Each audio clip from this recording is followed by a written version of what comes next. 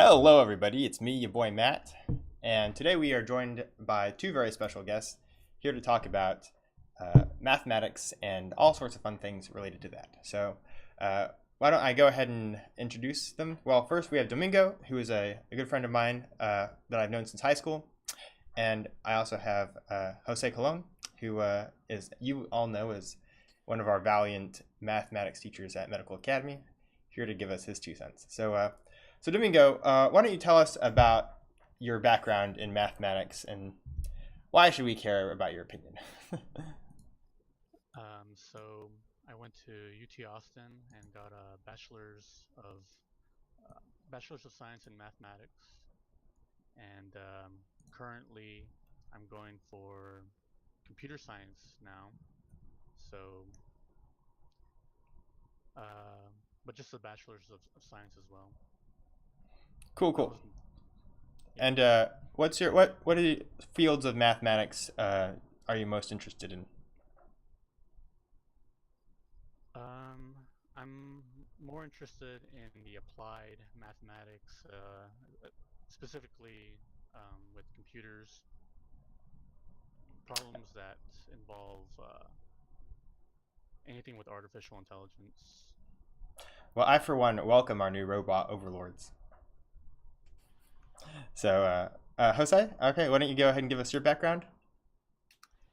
Well, I have a master's in mathematics from UTB, formerly known UTB. Now it's UTRGV. Um, and I studied. I got my bachelor's in pure mathematics and my master's in pure mathematics. And what sort of things did you study? So I know in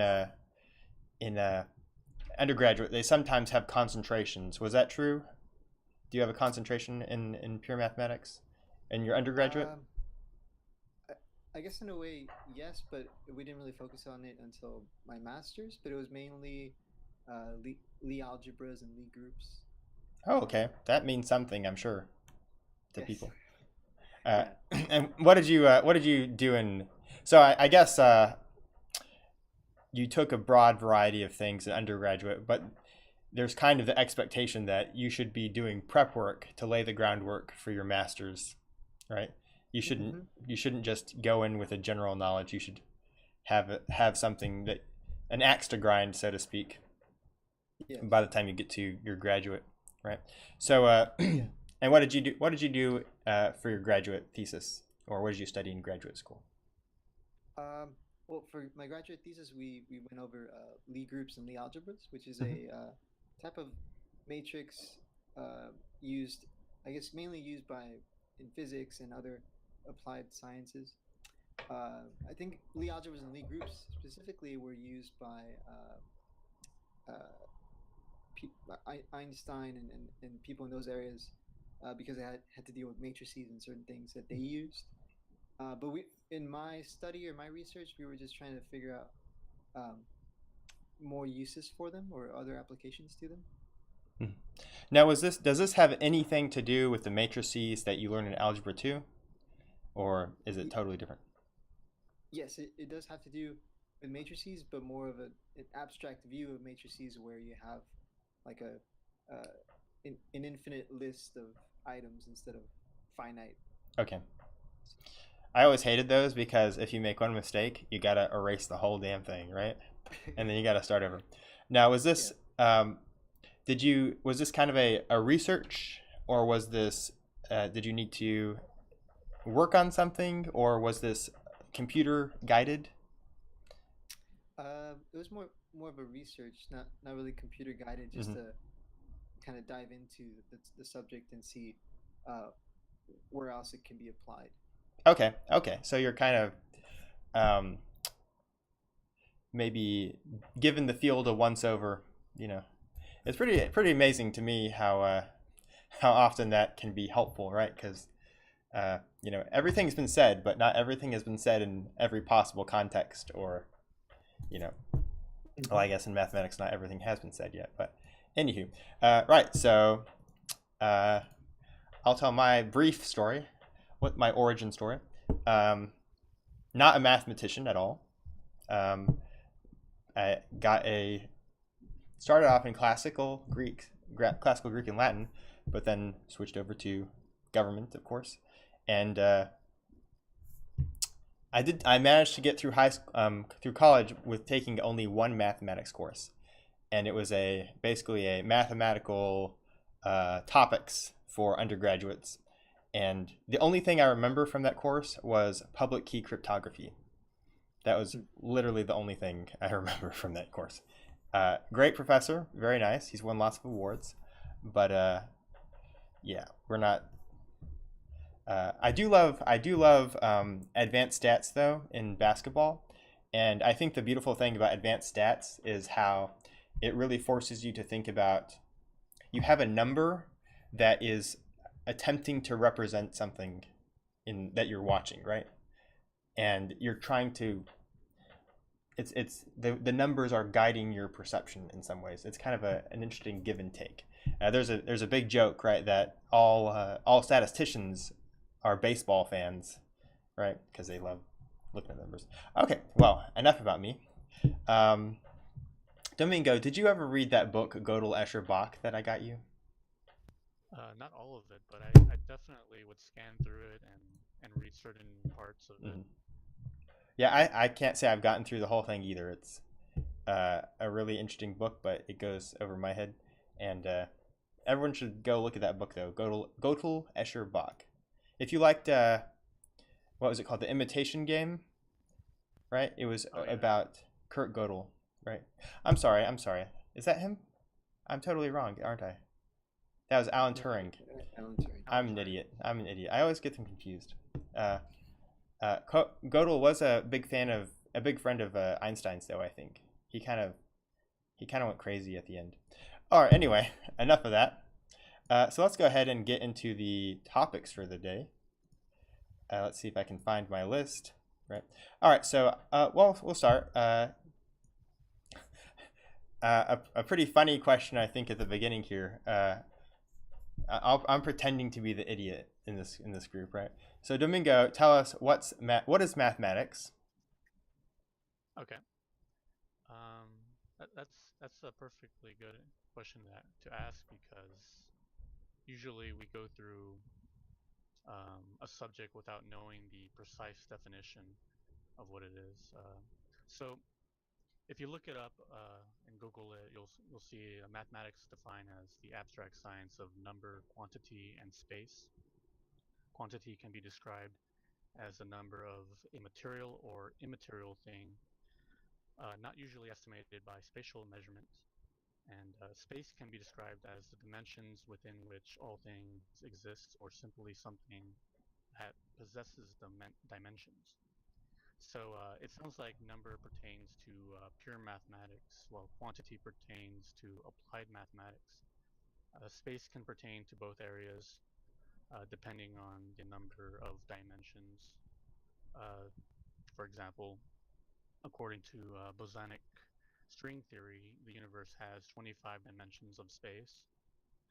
So then going above that number, probably going into pure mathematics. So, but personally, I would define mathematics in a different way.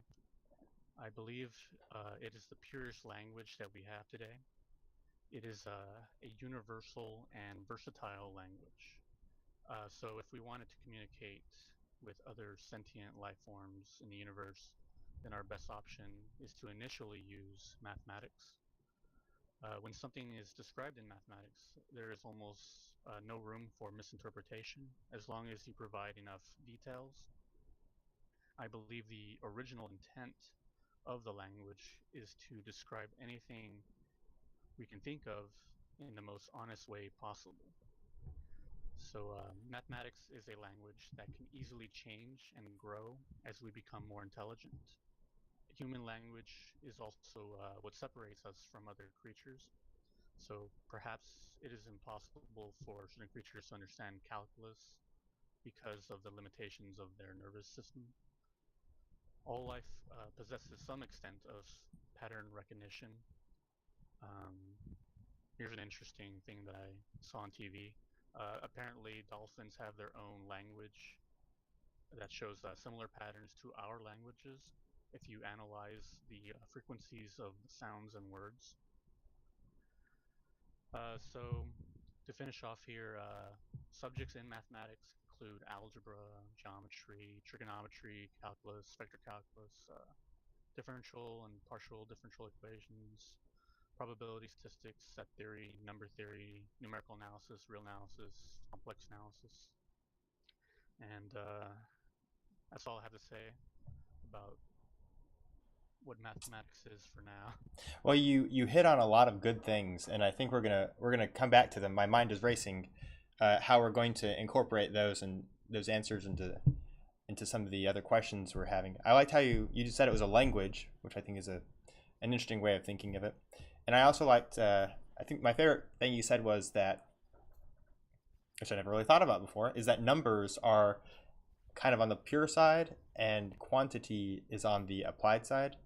And that made me think about how when linguists are studying different cultures, numbers are very important, right? So in the extreme sense, you have these tribes where they basically don't have any number other than five, higher than five, or they just say single or more than one, or something like that, right? Or even there are some languages where they might have, instead of having singular and plural, they'll have singular, dual, trio, and then more than that, right?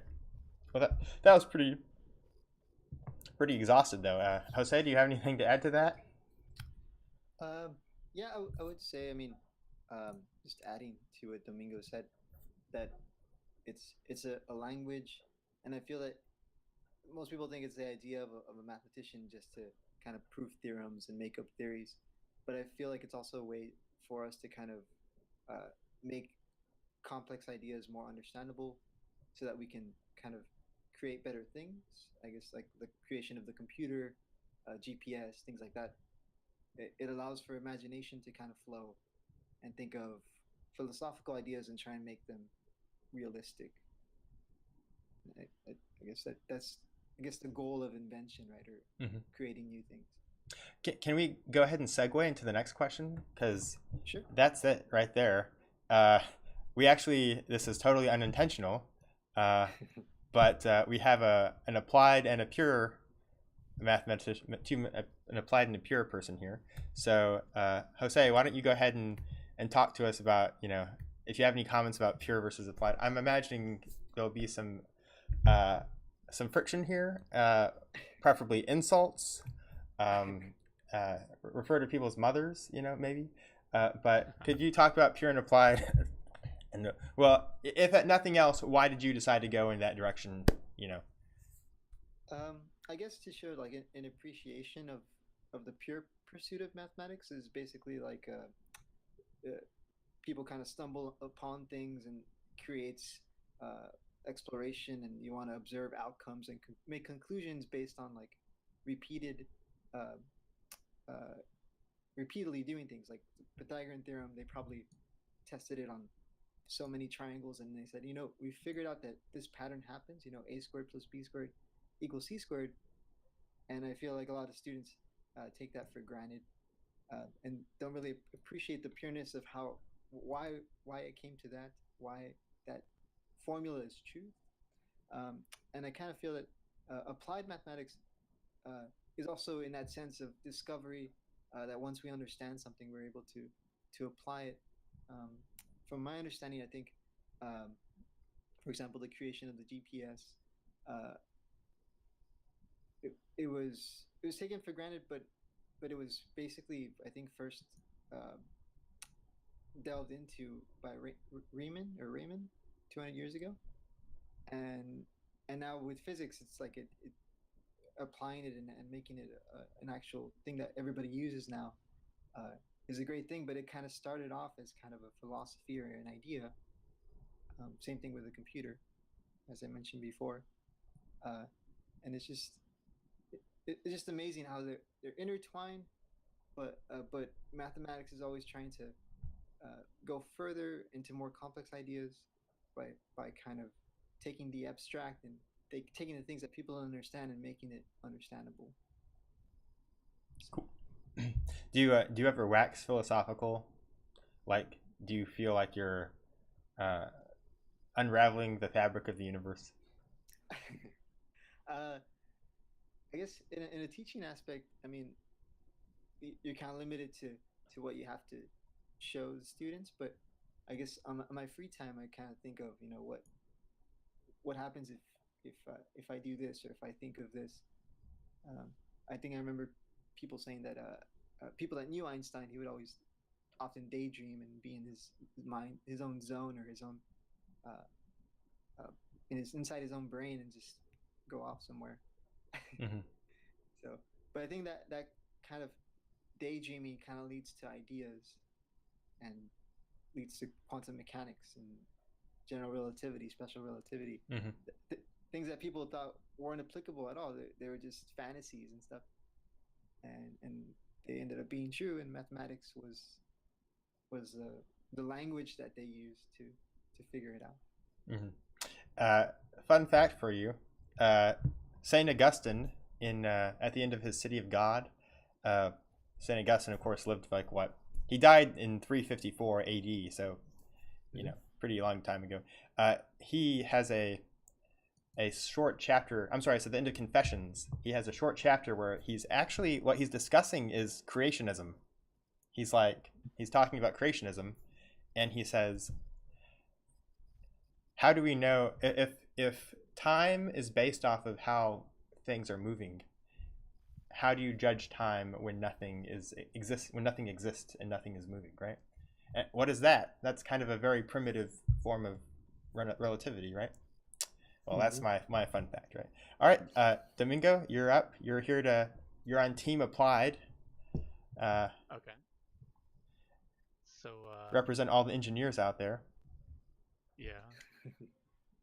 So I'll talk about pure mathematics, and then I'll move on to applied mathematics. So pure mathematics is represented by the branches of mathematics that study and develop the principles of mathematics for their own sake rather than for their immediate usefulness. It is possible for something from pure mathematics to also apply to or transfer to applied mathematics once we are able to discover its application to manipulate and or understand our surroundings in a meaningful way. So, for example, imaginary numbers appear to belong strictly to pure mathematics, but they can be used to solve polynomials of degree 3 and higher, uh, and represent them in a simpler form, the solutions. So Euler's identity, e to the power of I times pi plus 1 equals 0, can be applied to anything described by a wave to reduce computation time. Another example is general relativity, using a non-Euclidean geometry that once belonged only to pure mathematics. So at UT Austin, pure mathematics courses include topology and statistics.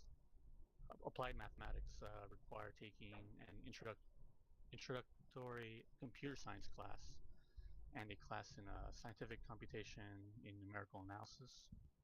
And you could also take partial differential equations, but in pure math that wasn't an option, I think, but maybe it is now. So I believe both pure mathematics and applied mathematics are equally important. What good is discovery if you never apply that discovery? And there are many problems that need to be solved, which may require studying pure mathematics. So also, it can be very enjoyable to make the discoveries if you never apply them, even if you never apply them to your surroundings. My courses didn't focus on statistics, but I enjoyed teaching it to myself, and my brother would also learned a lot of statistics, and I would help him out with it. I feel there are many opportunities to apply statistics in my everyday life, despite it being associated more with pure mathematics at UT Austin. I would do this for video games, board games, card games. You can also analyze the stock market, productivity of a business. You can analyze risk for insurances. All of them use probability and statistics. The only subject from pure mathematics I haven't really studied is topology, but I see how it can greatly contribute to solving problems involving the construction of any object. Now, topology. When I hear topology, I think of more like geography, right? So what exactly Yeah, is that? it could involve geography, but it's more general than that. You can have much more dimensions than just 3 dimensions. More than three I don't dimensions? I don't really know that much about it though, so you probably should ask someone from pure mathematics. Okay. But to finish off what I'm gonna, you're probably going to make more money from applied mathematics, but the value of pure mathematics shouldn't be underestimated. Coming up with a new idea in pure mathematics can eventually contribute to applied mathematics in a very significant way. So overall, it is easier to take pure mathematics for granted. That sounds like a good answer. Well, as a Ferengi American, I appreciate the value of the dollar of making money. So, actually, that's not true. If I was a Ferengi American, no Star Trek fans here. No. I watched it a little bit. Okay, I actually started watching the new Next Generation. It's pretty good, but it's kind of. Okay, so hopefully we're gonna get into some more controversial ones. I need to see some folding chairs here. Jose, are you a wrestling fan? I was in my younger in maybe I don't know how I figured that out. like maybe in elementary, middle school. Okay. That's true. That's 100% true, right? Like right when we were in middle school was like the heyday of wrestling, like Stone Cold Steve Austin and The Rock and The Yeah. Undertaker. The Undertaker is still going. Good Lord. Okay, so here's one I hope you don't have such a strong opinions on. Maybe we can argue about it a little bit. So actually, I think that was pure mathematics. So I think it's Domingo is up. What's the difference between mathematics and science? That's a nice easy question for you. Perhaps a little too easy. I don't know. I don't have too much to say about it. So mathematics is a science by definition. I believe mathematics can be used in any science as one of the best tools for developing that science. So it's easy to come up with examples where you use mathematics in biology, physics, chemistry, computer science, art. Well, actually, its usefulness in art is less obvious unless you're trying to draw a perfect circle or um, pentagon. Well, I think that there's certainly aspects of, for instance, musical theory is reliant on mathematics. Oh, Uh, yeah. right. And perhaps down the line we'll get aesthetic theory down a little bit farther. Sorry to interrupt. Yeah, I don't really have too much to say. Oh, good. I'm coming for you. About that question. All right, Jose. Before I unleash hell upon you, what do you have to say about defend yourself? Um, I would say I guess the difference between math and science is just like I mentioned earlier is that um, I mean they are I feel like they're related, like they're intertwined, uh, but they so some people kind of confuse the line that kind of blurs the two, Mm-hmm. uh, and so I feel that you need mathematics and mathematics kind of proves the physical uh, representation and the physical kind of proves the mathematical. So they're correlated to each other.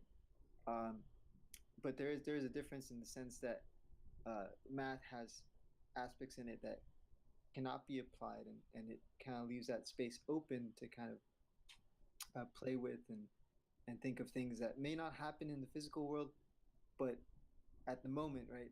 Like for example, flight or the GPS that I mentioned. Like at the moment, we don't have certain things that math kind of pursues and kind of tries to investigate on.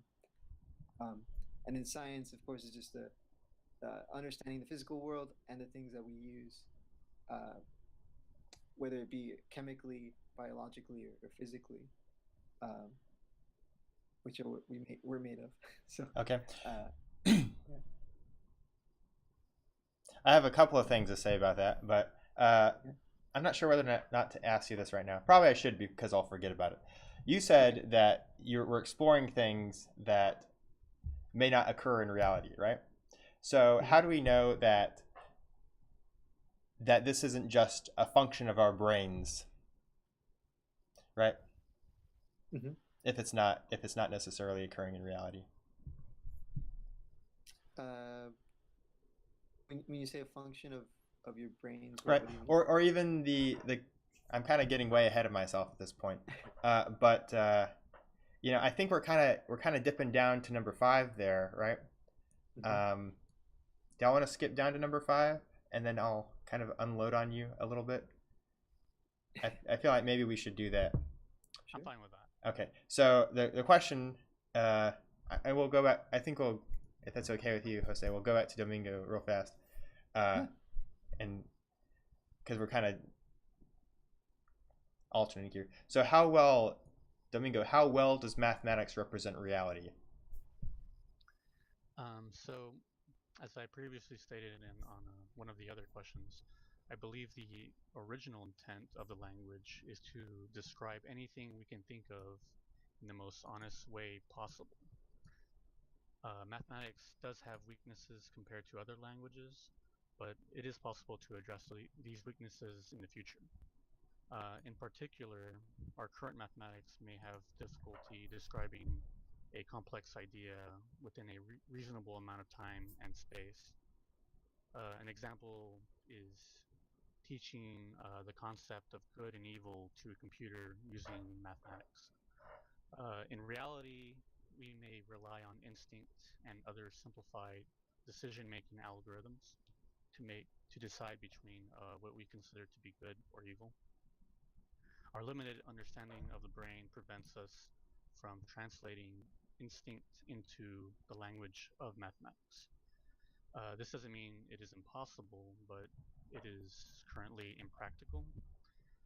Due to the honesty of the language, in order to properly translate it, details should not be omitted. To solve such problems, one method is to translate complex ideas into functions and symbols in mathematics, which could take years to learn. An example of this is the integration symbol in calculus. Pictures and videos can also allow us to absorb and process more information efficiently. For example, observing a graph of a function in 3 dimensions can help us to more easily understand it. A time lapse of wave interactions can also help us to understand what is happening in terms of mathematics. Our current representation of data can be improved. We haven't come close to unlocking the full potential of the brain, so people are still being taught to rely only on written language, but your brain is powerful enough to imagine your own paper with information on it, but people are not used to that.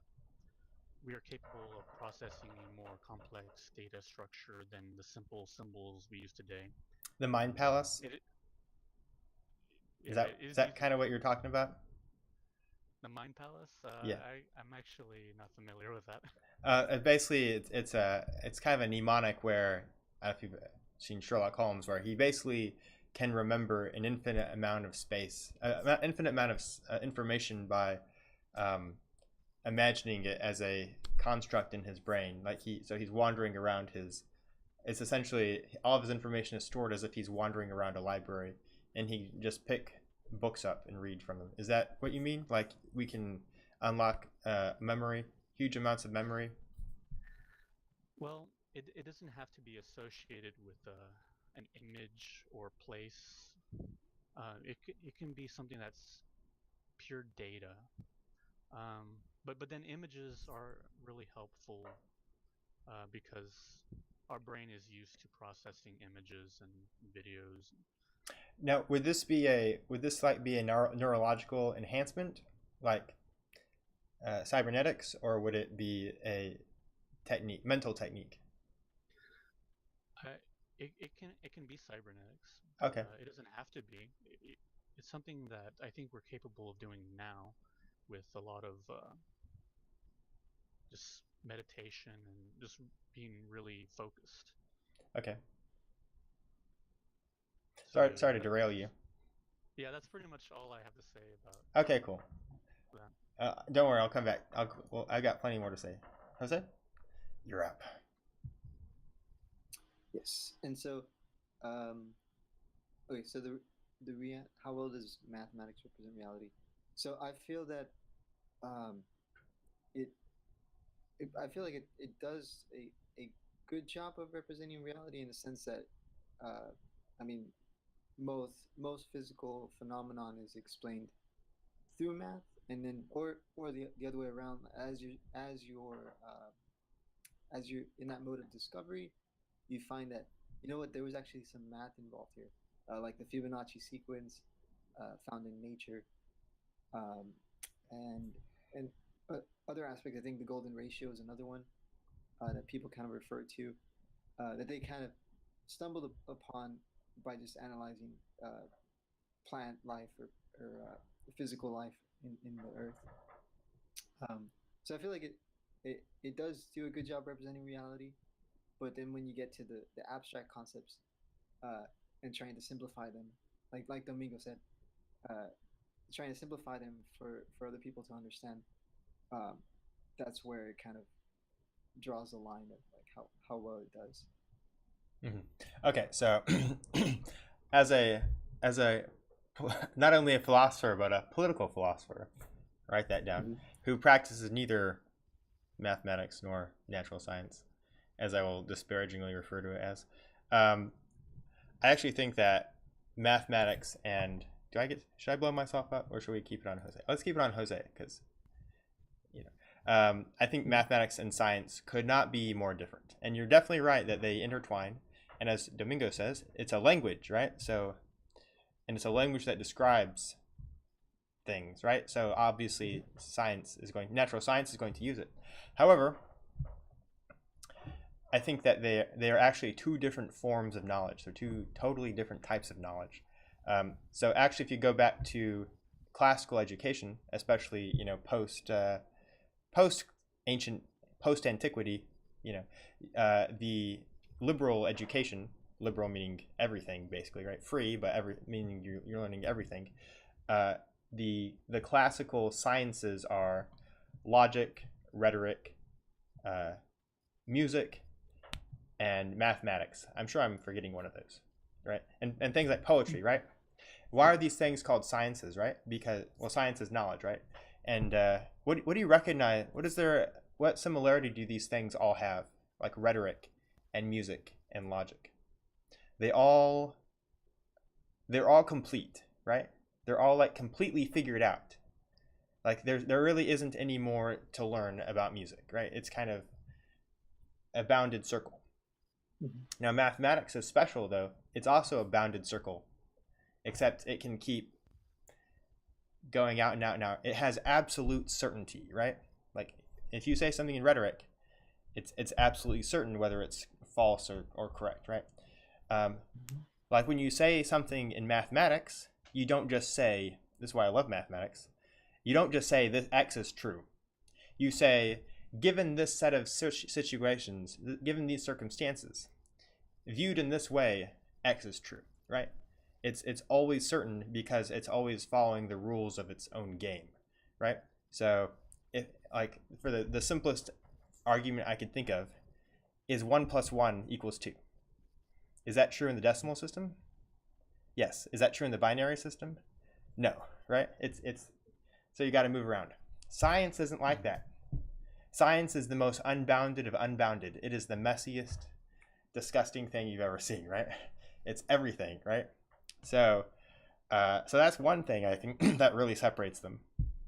And the second thing is that everything in mathematics can more or less occur in the mind, right? Yeah, pretty much. We use computers sometimes, and yeah, we use nature for inspiration as well. But it can occur in the mind. It's what we call a priori knowledge. Basically, we can know what's going to happen before it happens, right? Whereas science actually doesn't know anything, right? All science does is observe and say, this happened, and it happened a million times. The apple fell a million times. So we're just going to say the apple's always going to fall. And the day the apple doesn't fall, that's fine. If the apple doesn't fall in mathematics, someone's head is going to explode, right? There's not going to be a time where 1 + 1 doesn't equal 2 in decimal, right? So I ranted for a little while there. What was I going to say? But Jose, again, I'm going to ask you this. Hopefully we've set a little bit of groundwork here. Well, actually, I'm going to ask Domingo a question, if that's okay. Okay. If we met another, this is one thing that always got my goat. If we met an alien species, right? And I'm sorry, the thing I was supposed to set up this for is that science is bounded by perception, right? Would you agree with that, Domingo? Bounded by a perception. Yeah, like if we had different eyes, would we have a different science? Well, I think we should analyze the definition. Well, I usually just go by the definition of things when I want to address them. So. So you're first of all, you're allowing them to control you? Well, I can discuss my own view of science as well. But let's go by the definition that I see here when you Google it. Mm-hmm. It's the intellectual and practical activity encompassing the systematic study of the structure and behavior of the physical and natural world through observation and experiment. Mm-hmm. So, okay. The physical and natural world are naturally bounded because by what we can observe. Right. Our knowledge is always bounded by what we observe, and but really it shouldn't be bounded. Science shouldn't be bounded because the universe is not bounded, or maybe it is bounded, but I don't think it is bounded. There might be a finite combination of ideas we can think of using our current knowledge, our brain, but maybe there's a way to break through those boundaries later on in the future. Okay, so let me get to my real question. If we met an alien species, would they have the same mathematics as us? I think mathematics, it depends, because if they're much more intelligent than we are, then their mathematics... Well, I mean, sort of mutually intelligible mathematics, right? Obviously, they might be more advanced, right? But oh, yeah. Well, it varies because it depends how well progressed you are. Well, first of all, mathematics is a pure, it's a universal language. That's what I've always been told, and that gets my goat. Like, is any other language universal? So why would mathematics be universal? Because it can be applied to any other language. You can describe any other language using mathematics. For example, all the words in the English dictionary, you can map those to zeros and ones if you wanted to. Each one has a unique binary code, and the meaning of each word is a lot harder to describe with mathematics. But if you wanted an AI to understand words, then you would eventually have to do it. The AI would either have to teach itself, or we would have to teach it somehow the meaning of words. Mm-hmm. And some words are really easy to describe, like the word add, the word subtract. because the computer has a very strict definition of those words. Right. And something like creepy might be a little harder to explain. Yeah, I might have gotten off track. No, that's perfectly fine. I think you made a good point there, right? That, but of course that goes towards mathematics. What's the word? It's got a lot of moving parts. It's a huge set, right? Whereas languages are only going to be 100,000 words. That's no problem for a mathematical system just to assign a number for every single one, right? So it could encapsulate. You're saying mathematics can encapsulate all other languages, right? Yeah, I think so. Okay, that seems fair. All right, Jose, what do you have to say about that? How does that make you feel? How does it make you feel? Well, I see the point that you're making. That you're saying that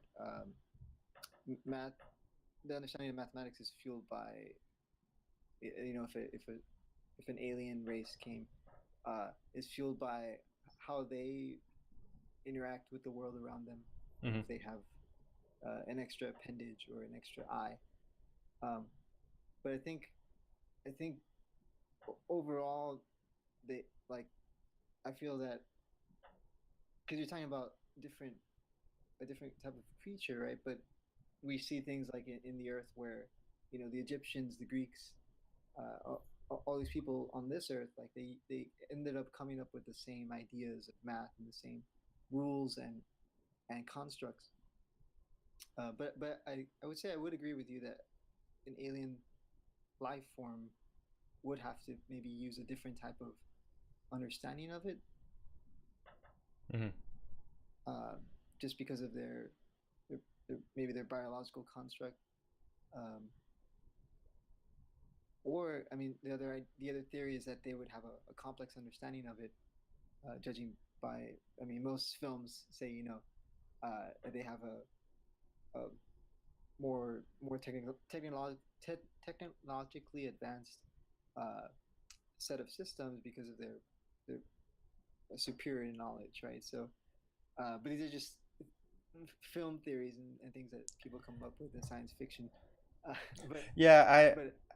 I think people get too caught up in their own fictions sometimes. It's like when we find an alien race, then we will know there's no God. Mm-hmm.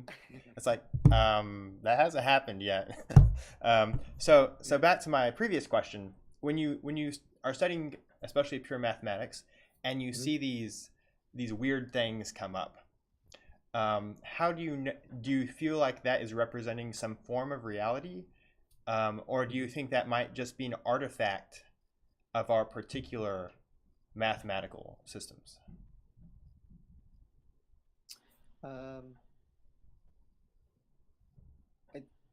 I think it does have a form of reality to it,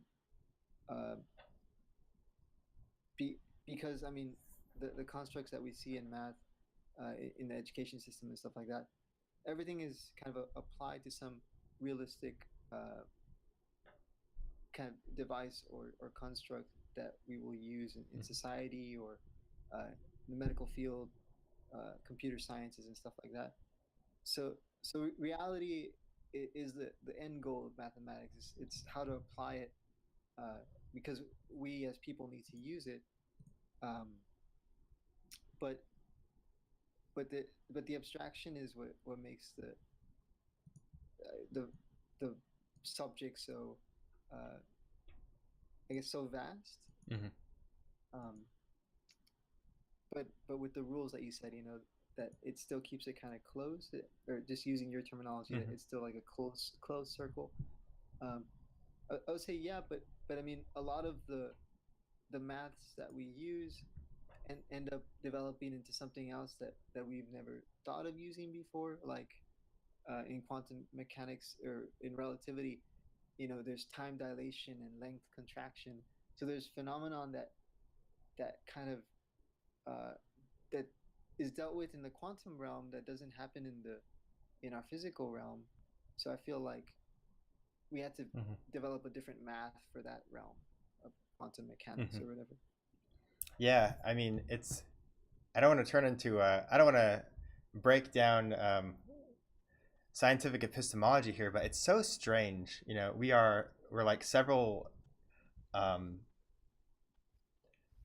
several degrees of knowledge away from so many of these things. Several degrees of experience away from so many of these things. It's like, how could we can only observe like the quantum realm very indirectly, right? Or Mm-hmm. we're looking at these places, you know, you know, millions of light years away. Like we think we've predicted the size of the universe, and we haven't. We've barely left this planet, right? It's kind of funny, I think. Um, Yeah. well, I got to be honest. I think I feel like we've gotten a lot out of this, and Mm-hmm. I'd like to kind of transition from the serious to a little bit more of the I guess light subjects, right? So uh, I I keep starting with Domingo, but I feel like I is after I've just given Jose a good ringing. So Domingo, uh, what is what's your favorite concept in mathematics? It's very hard to pick one because I enjoy all of mathematics. That's like asking me But what my favorite book is. You, you just can't ask someone what their favorite book is, guys. At least narrow down the genre, okay? All right. Sorry, Domingo. but, but even though I can't pick a favorite, I can discuss a few concepts that I do like from mathematics. So I do like Euler's identity, e to the power of I times pi plus 1 equals 0, which links several different concepts together.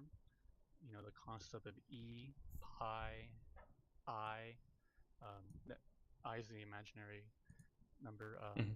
1, concept of 0, uh, identity, the concept uses some concepts in calculus which involve the Taylor transformation and trigonometry.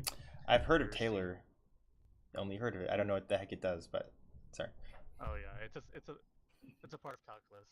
All I've heard from people is there's Taylor. It's complicated, and then they move on. And there's the concept of addition, the concept of taking a power, which includes the concept of multiplication, and the concept of equality.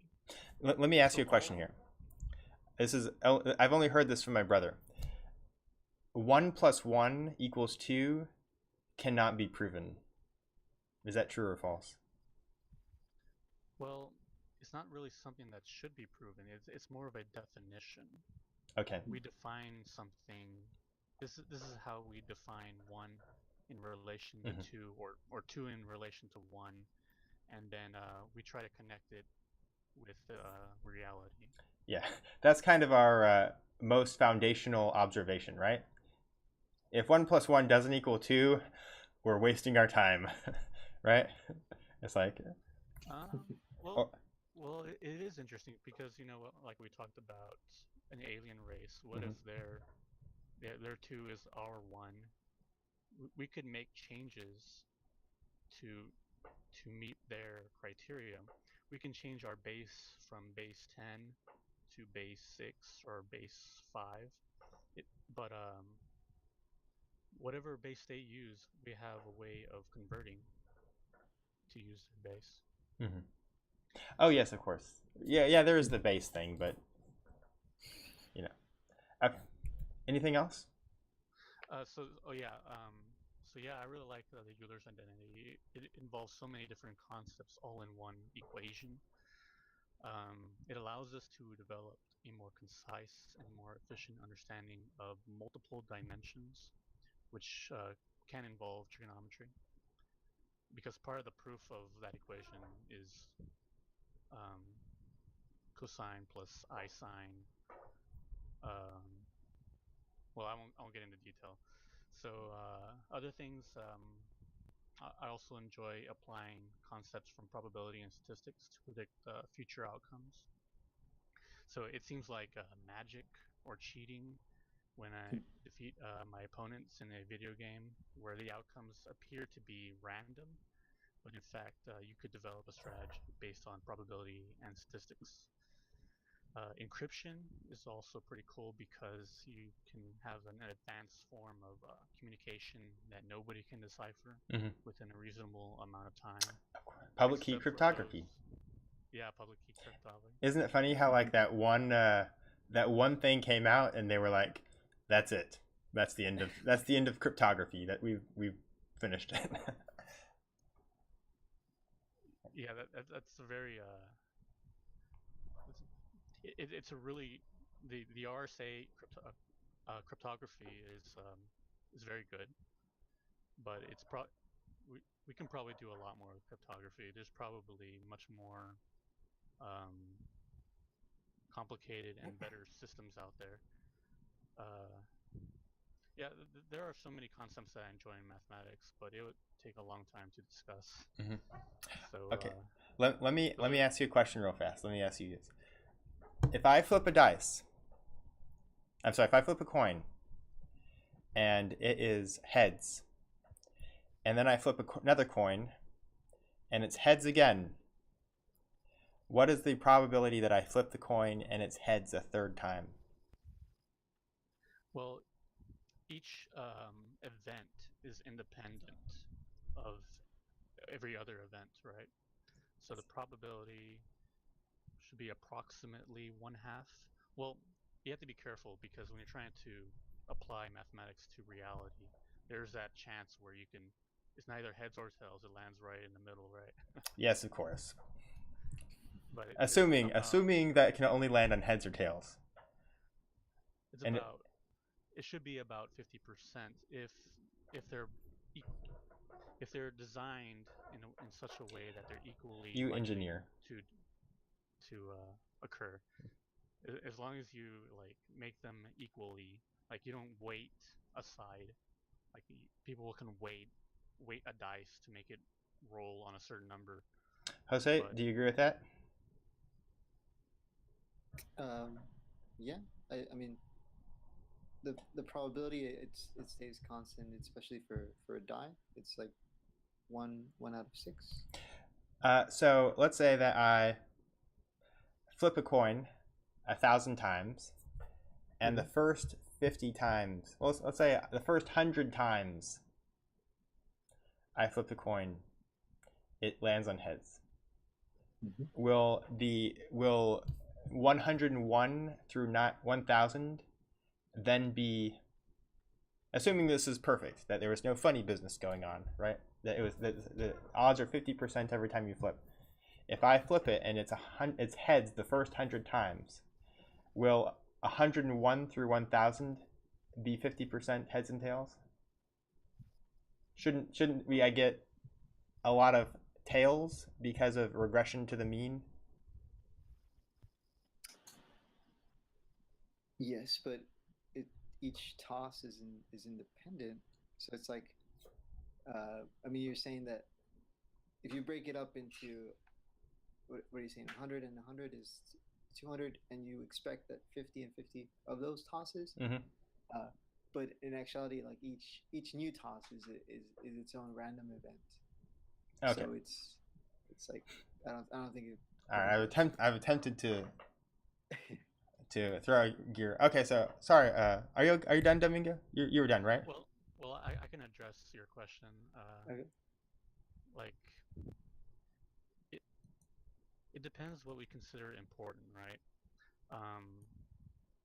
If we know that when you flip a quarter, we know that it's supposed to be 50% heads and tails by experience. But if something really unusual happens that seems extremely unlikely, that would cause concern for us to investigate what may cause you to always flip heads. But according to the law of large numbers, one time, if we flipped a coin 1,000 times for infinity, one time, the first 100 times would be heads, right? Right? At least one time, you know. Okay, I'm sorry. I'm attempting to be. I don't know enough to know what I'm talking about. All right, so Jose, what's your favorite mathematical concepts? Well, primarily I like linear algebra. That's what kind of led me to kind of research the Lie algebras, or what I was talking about earlier, Lie groups. I really liked matrices and how they worked, and so that's one of the concepts I liked, as far as taking things like tensors and things that are used in physics, where you have multiple variables, not just like the typical algebra class has like 2 variables, 3 variables, right? X, Y, Z, and being able to kind of use these techniques, this new type of algebra, to kind of figure out how multiple things relate to each other, which these matrices are used like in business, in other aspects of quantum mechanics. They also use matrices, but that's one of the concepts that really kind of intrigued me even more into the mathematics of it. The sad thing was that there wasn't really its own.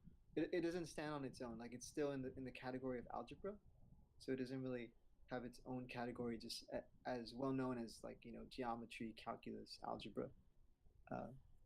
So it's a kind of a subgroup or a subcategory. So I couldn't really focus on it. So my focus, even though I said it was Lie groups and Lie algebras, it had to be under algebra was the main topic that I was under. But that was one of my concepts that I like. I do like concepts that I'm teaching right now at school, concepts in statistics, like the normal distribution, the Gaussian distribution. And then there's little odd topics that I like here and there from pre-cal and geometry. But my favorite was matrices and linear algebras. Okay, cool. Let me ask you a question about matrices. When we say matrices, is the matrix referring to its representation on the paper, or is the matrix some sort of abstract physical representation, right? Like imagining a globe, but with just a bunch of points. So is it the matrix? Is the matrix part like how you're making a bunch of numbers in a square on the paper, or is it the idea that you have a matrix that's being represented? That made sense.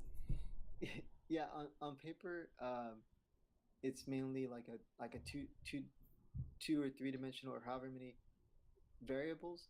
But I think you're thinking of, like, if it was a 3D projection, right? Would it look like a cube compared to on paper, where it's just a flat square? Yeah, so it is used, like, to represent what's happening in other dimensions, third or infinite dimensions, but visualized on paper. And so that's why it's like multiple calculations or multiple things happening, that kind of are summarized on that sheet of paper, but that do represent kind of a 3D model or projection. Okay, that makes sense. I feel like I feel dumb. Just kidding. All right, so I'll try to tell you 2 things that I find interesting in very dumb ways, like that coin flipping. I don't know how to express myself. Really, I think one is from the Gödel Escher Bach book. Of course, we have Kurt Gödel, MC Escher, who is the artist that makes all those freaky stairways. It's not just a regular circle; it's a freaky circle.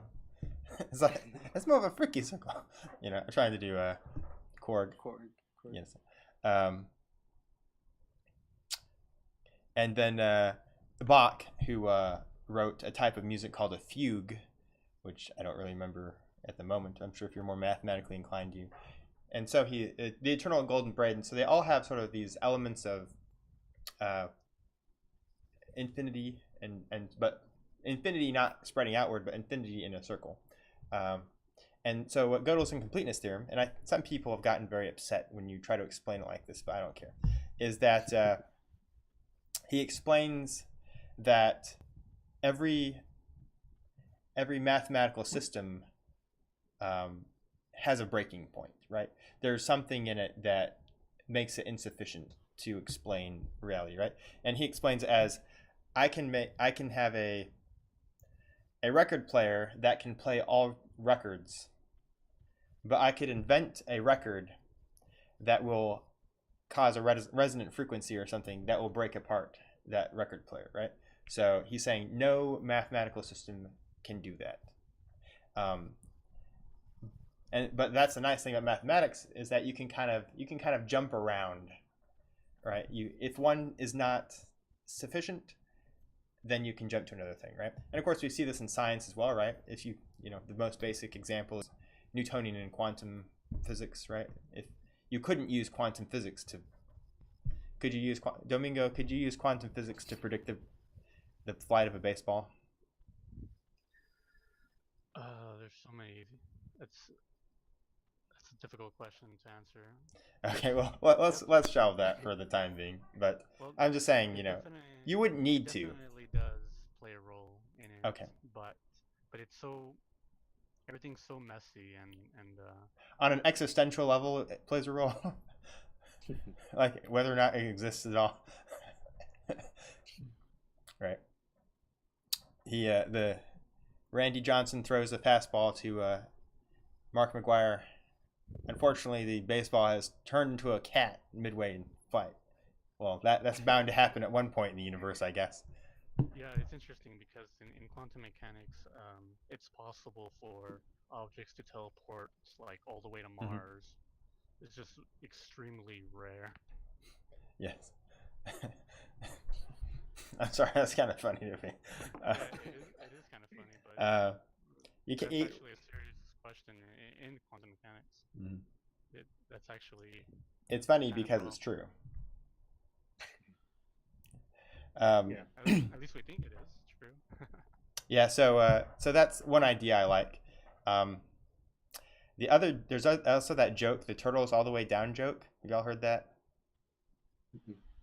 It's I don't remember. There's two types of people who like the turtles all the way down joke, and that's mathematicians and idiots who read Terry Pratchett books. But so the joke's been ruined. I'm sorry. Okay, so what's the other idea though? The other idea is, I think the other idea is I enjoy watching. I don't even watch baseball. I'm sorry, baseball. I don't even watch any sports anymore. Like, I used to be a huge basketball fan, but I don't even watch it anymore. I just follow the discussions around it. That's what's in, and especially the advanced stats. So, for instance, soccer is a random game that has no strategy to it. Sorry. It's kick the ball.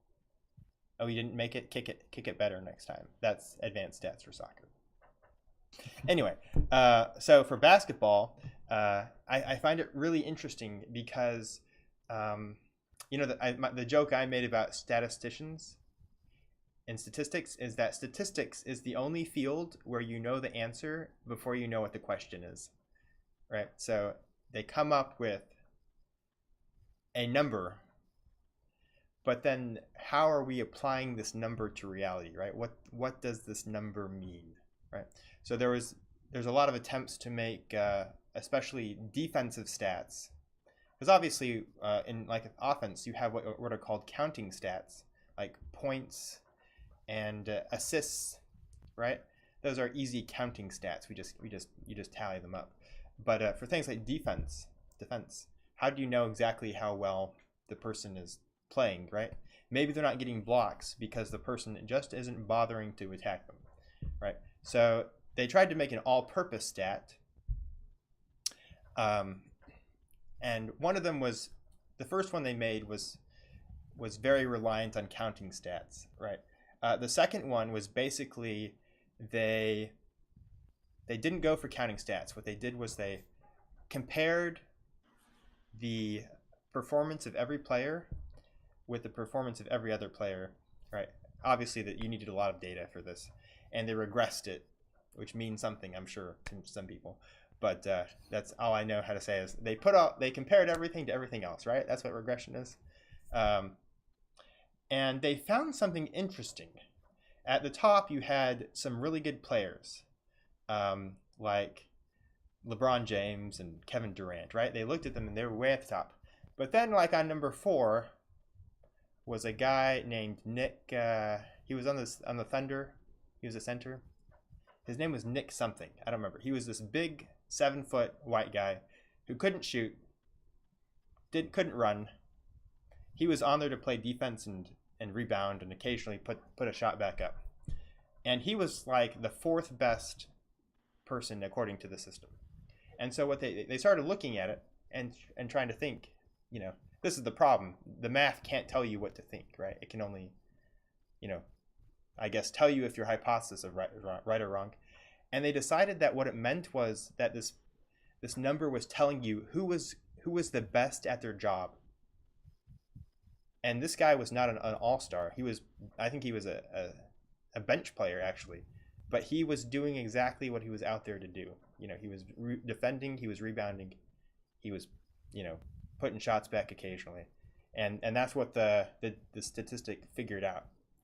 So, so that's my my favorite math part of math, I guess. Let's have one more question, and I'll throw it back to Jose here. So Domingo can think for a second. So I'm not exactly sure. I wanted to talk for a minute about mathematics education and careers. So I don't necessarily want this to be talking to a high school student, but I guess what are your thoughts about that? Are too many people going to mathematics? Are too few people considering it? I mean, looking back at when I tell people, when I meet new people, they always ask, what do you do? And I tell them, I'm a math teacher. The first thing they say, oh, I'm bad at that, or you must be a genius, right? And I feel people always tell me, don't correct my grammar, and I'm like, my father always said, if you're good at something, never do it for free. Sorry. That's okay. And so I feel like math in the education realm, I feel people have really put kind of this fear in kids that, if you don't understand it, then you're going to fear it, and you're never going to get over that mental wall that keeps you from kind of understanding it. And I feel like that's just kind of needed, especially in the aspect of saying, the progression of humanity is dependent on the sciences, and there won't be sciences unless there were people doing philosophy, and you do that with mathematics. Like you have that realm where you can just think of abstract things, but it's kind of being able to bring that to an elementary student, junior high or high school student is something of importance. And I feel I know that I guess the U.S. is kind of at a low end in that spectrum as far as their math scores compared to other nations. Our math scores compared to other nations it's kind of low, right? I think Finland. Well, I've heard that, and I'm not going to disagree. I mean, according to those things, they are low. But I'm always wondering. We have a very open public education system, right? Like everyone goes, nobody gets kicked out. China isn't just letting anybody take those math tests. And also these things are like on. I think there's a very small number of people are taking them. I don't know. So I take those with a little bit of a grain of salt, but yeah, you are right. We could do better, a little bit better. Yeah. In education in general. Yeah. And then as education gets better, then more people go into those careers, and uh, there's more. We have more engineers, more physicists, and computer scientists that can, I don't know, I guess, come up with more ideas. Because I mean, I feel people are there to make the ideas uh, a reality, but they need an understanding that can kind of get them there from point A to point B. Mm-hmm. Well, let me ask you a question, because I've heard some people say that we're overeducating people, that we should streamline a little bit more, and that, you know, maybe take a geometry and algebra 1 class, but after that, who should we stop, forcing people to take, calculus, pre-cal in high school, I guess? I, I think it should be separated by, whoever finds interest in it.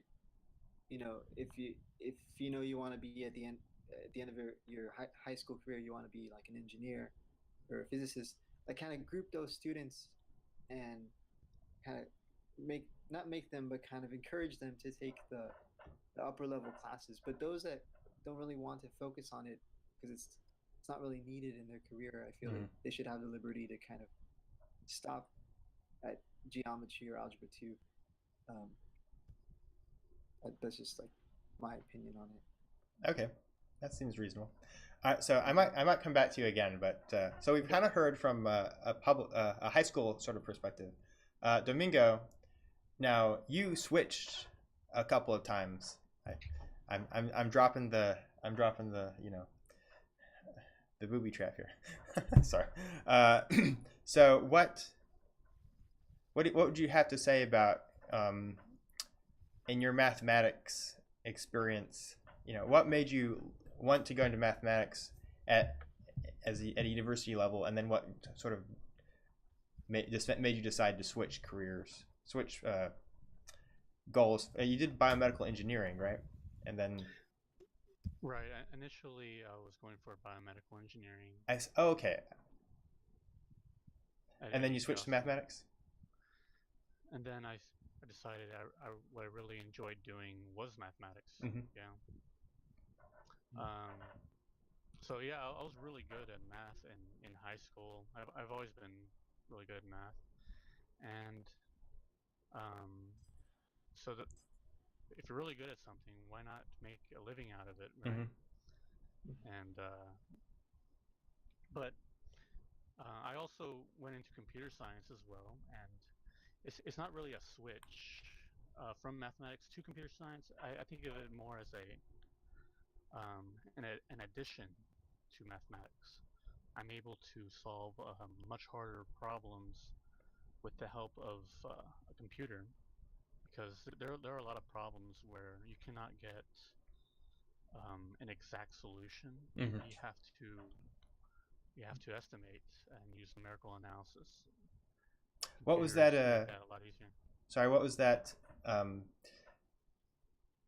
Was it Fermat's and Fermat's Enigma that they recently broke? What was it? No, I'm sorry. It was the a squared plus b squared plus c squared, right? And they recently broke it. But they had to use like this crazy computational thing, right? I haven't heard of any recent news. Well, this would have been on 10 or 15 years ago, I think. Anyway, it might have been Fermat's Enigma. About Fermat's last theorem. Yeah, right. And of course, they said there's no way that it was Fermat thought it was this way, because he wrote down in the marginalia. He wrote in the margin, "I've thought of a simple way to prove this," and then he died. Whoops. Oh yeah. Anyway, sorry. So tell us more about, so you need computational engines, right? Well, I kind of want to talk about the education part of mathematics, like the things that you discuss. Okay, sure. Go ahead. No, that's not your position. No, sorry.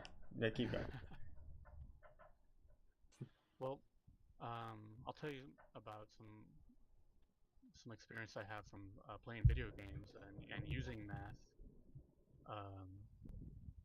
in video games, and I'm able to gain a huge advantage over other players. I'm able to get rich off the game's market. I'm able to develop strategies that puts me like in the top 1% of the players of any video game. So if you think about it that way, then mathematics is something that can give people an advantage in life to solve their problems, to be more competitive. That's something that we all deserve a certain minimum amount of mathematical knowledge Mm-hmm. to solve our problems and to get rid of somebody's education of mathematics. So let's say we're getting rid of calculus. Um, it can be optional. We can say you don't have to take calculus, but it serves more than one purpose. Somebody learning calculus can be a form of measurement of what they're capable of, right? It contributes to their GPA, right? And so Are you saying I didn't deserve to be valedictorian, Domingo? Is that what you're saying? No, that's. I think that's what you're saying. Are you saying I deserve to get that 3 on calculus? I feel like I'm being attacked right now. This conversation is quickly becoming a confrontation. I'm sorry, keep going. Well, I mean, a lot of people don't use calculus, and you don't even need to use it. People can. The mathematics profession exists so that people can pay for their services if they want. But a certain minimum amount of mathematics definitely can be used to greatly improve your life and solve your own problems. But it's up to the person to make use of it if they want. Keep track of their bills, keep track if they're paying too much, insurances, and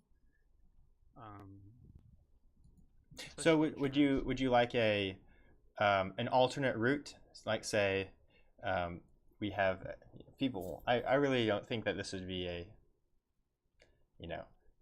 maybe priority. People what's it called, lament that we don't have. Oh, they should teach you how to balance your checkbook. Do you think we should have maybe some more practical mathematics courses, maybe as electives, for your junior and senior year? Well, I mean, there are professions like financial advisors and all that stuff, accountants.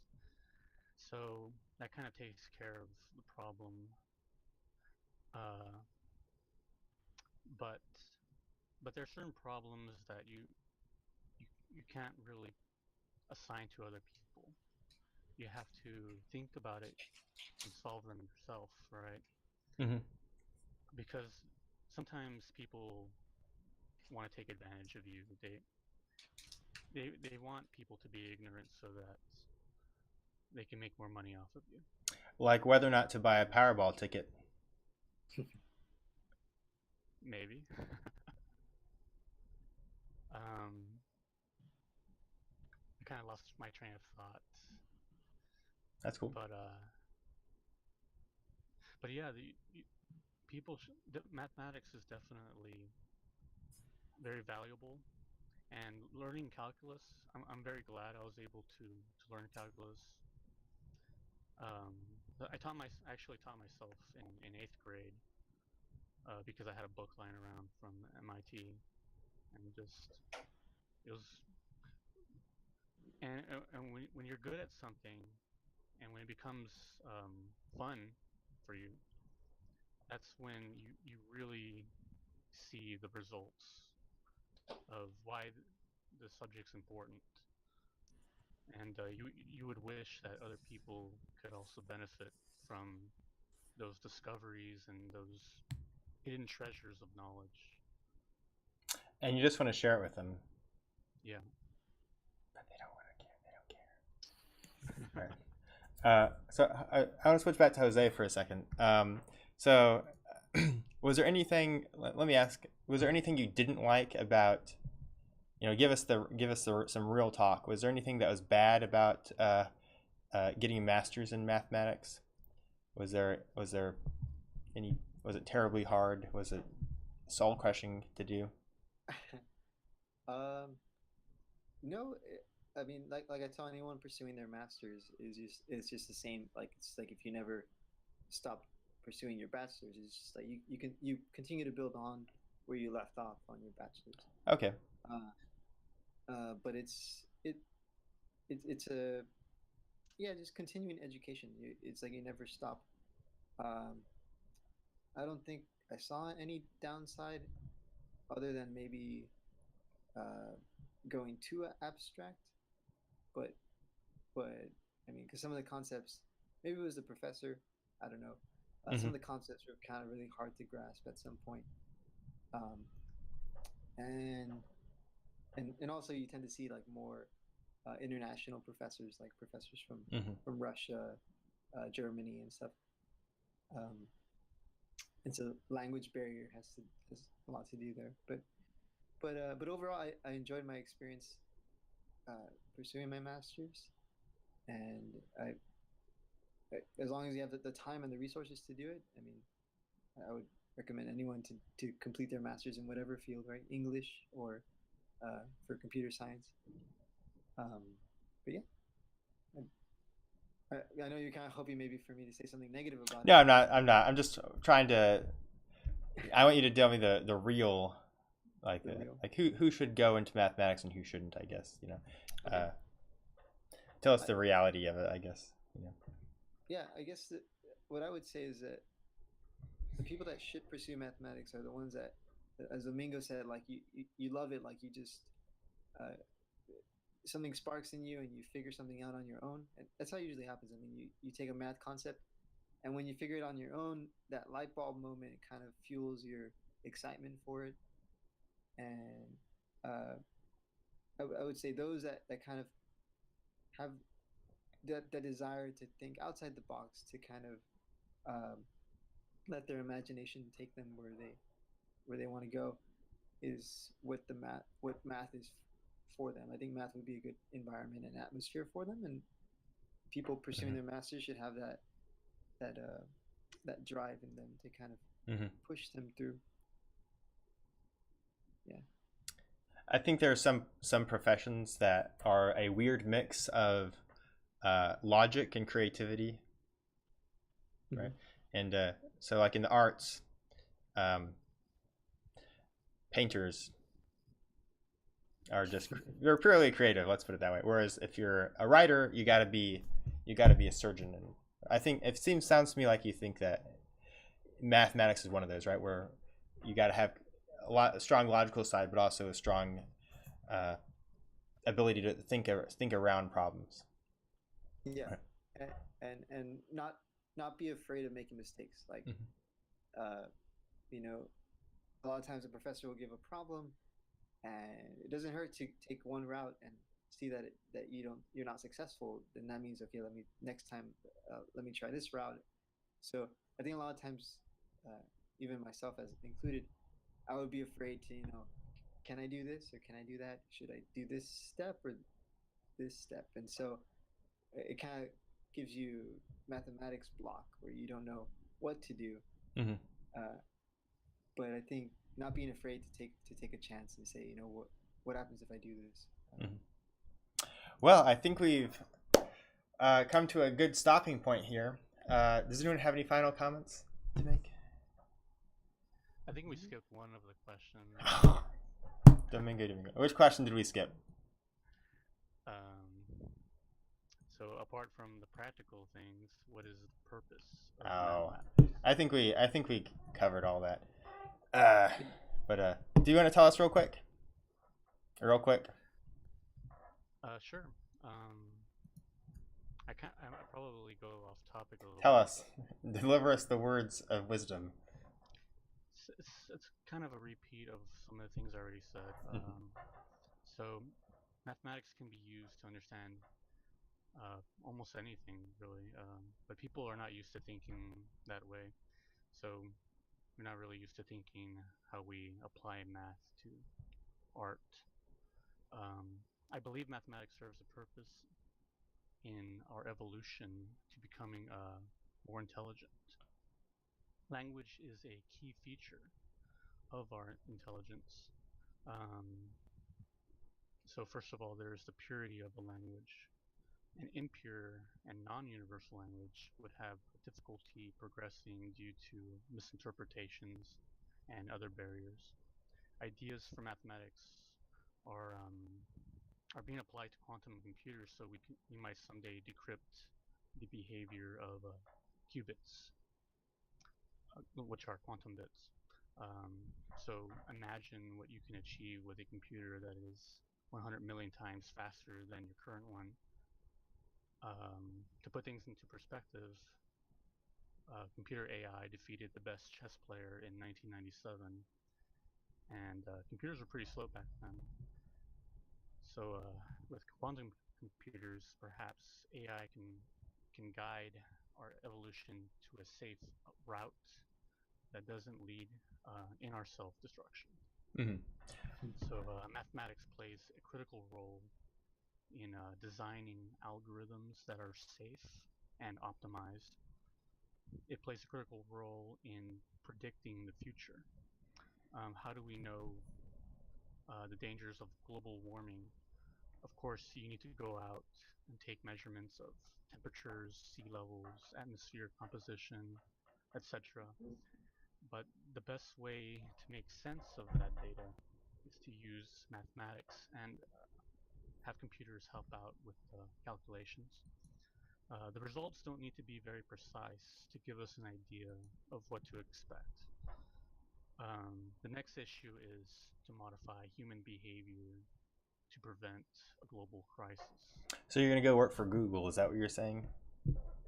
And filter our news so that we make the right decisions? No, I'm not trying to force my ideas on anyone, but there comes a point where if everybody's going to destroy the planet, something has to be done, right? You know? Yeah. I think an important thing you're kind of hinting at it is that mathematics is and will continue to be a tool, right? But the hand that the hand that the tool is in is important, right? It's a very valuable tool, and it's a language too. Right. And just like in that NBA thing, right? It'll give us answers, but what question are we asking, right? Is important. And that's the thing about statistics and probability. Mm-hmm. I think that's one of the subjects that is hard for people to understand because it's taught in a way that avoids the details, avoids the very complicated proofs that may have originated from physics, like the what's it called? Normal distribution was, I think, originally a physics problem. Normal distribution, like the bell curve? Yeah. Okay. So then proving that, if you can prove the equations for normal distribution, then that really allows you to understand what's really happening behind the scenes. And I think it's very easy for people to apply statistics the wrong way if they don't have a very strong understanding of what's going on in the background, in the proofs. And statistics represents a limited, it's a finite perspective of how certain problems were solved. And normal distribution was like one of the tools to solve a problem in physics. But can it be applied everywhere else? And what you want to do to avoid making mistakes is understand the proofs and ask yourself, are all the details of the problem accounted for? All the variables? Did we design our system correctly? Like the thing you mentioned about basketball, it seems like they designed it in such a way to to evaluate how well a person does their own job. Mm-hmm. But you can easily design it a different way if you wanted to. Just make sure to know what you're doing, you know. Mm-hmm. So one more thing I wanted to say about Okay. like global warming. So analyzing human behavior throughout history to predict future outcomes in an accurate way can involve mathematics. So balancing the amount of kids we have, the amount of meat we eat, our carbon footprint, and then tying it all into the economy would definitely involve a lot of mathematics. But yeah, perhaps that was a little bit off subject. I don't know. Well, okay. Well, Jose, do you want to make a final statement, or are you good? Yeah, I think I'm good. Okay. Yeah. Well, Yeah. oh, sorry. No. And I was just gonna say, yeah. I mean, um, I think to sum it up, I mean, pure mathematics and applied mathematics are kind of just a team that works together and kind of helps humanity progress, I would say. Seems like a good. Yeah, that's one nice thing about mathematics and science. Unless you lose the information, you just keep moving forward, right? In political philosophy, it's a wheel. You know, it's gonna be shit again. You know, at some point it's gonna go downhill, and then we're gonna have to build back up. You know, so who knows? All right. Well, thank everyone for listening in on this, and thank you to Jose and Domingo. Thanks for coming in and sharing your knowledge with us. I hope everyone enjoyed this little chat. All right. Signing off. Hope you all have a good day now, you hear? Boop-a-doop-a-doop. Oh, shoot.